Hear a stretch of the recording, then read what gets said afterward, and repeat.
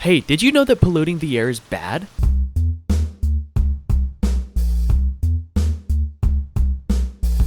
Ever since humans learned that they could burn stuff to make other stuff, they did it anyways and polluted the air with all kinds of wacky chemicals, and these chemicals started to mix with the water in the sky before falling back down to Earth.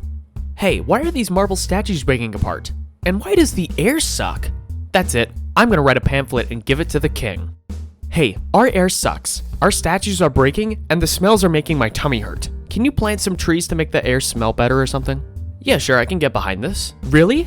Yep, but I want you to write up a bill and bring it in front of Parliament. Oh, I'm kinda busy right now, so, Well, nothing ever came of that until 200 years later, when a guy named Robert Angus Smith ran around the British Isles, collecting a bunch of samples, then published his new book titled, "Hey guys, there's sulfur in our air and it's making our rain toxic to the environment, so can you stop?"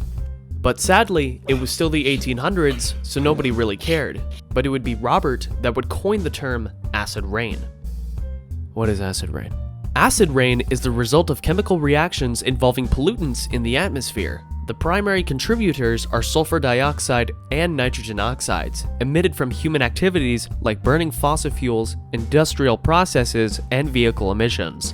That one trip to the local McDonald's that you made is killing the planet, and it's all your fault. When fossil fuels containing sulfur compounds are burned, sulfur dioxide is released into the air. Similarly, high-temperature combustion processes and the burning of fossil fuel generate nitrogen oxides. In the atmosphere, these pollutants undergo reactions with other compounds, facilitated by sunlight and heat. Sulfur dioxide reacts with oxygen to form sulfur trioxide, which further combines with water vapor in the atmosphere to create sulfuric acid, or as I like to call it, extra hard lemonade. This reaction is commonly known as the oxidation of sulfur dioxide. Nitrogen oxides, on the other hand, react with atmospheric oxygen to form nitrogen dioxide. Nitrogen dioxide can then react with water vapor to produce nitric acid. Once formed, these acidic compounds dissolve in rainwater, creating acid rain, and when it falls on the Earth's surface, it can have significant consequences for the environment. Acid rain has detrimental effects on both terrestrial and aquatic ecosystems.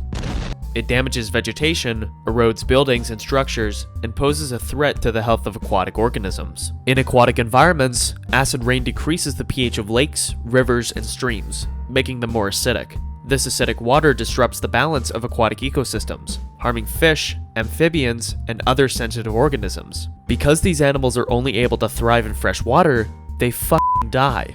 After everything I've said, even though acid rain sounds scary, by itself, it doesn't pose any risk to human life. The average pH of acid rain is 4, which is about the same acidity as wine. But because fish are meant to swim in water, and not wine, they die. It only took 300 years, but in the 1990s, the effects of acid rain were finally being noticed, and people actually started to take things seriously, and significant efforts were made to reduce the emissions of sulfur dioxide and nitrogen oxides. Examples of this include the Canada-United States Air Quality Agreement, signed in 1991 to address and control the amount of sulfur dioxide and nitrogen oxides being emitted, and the United States Clean Air Act in 1990, aimed to combat multiple major threats to the environment, including acid rain.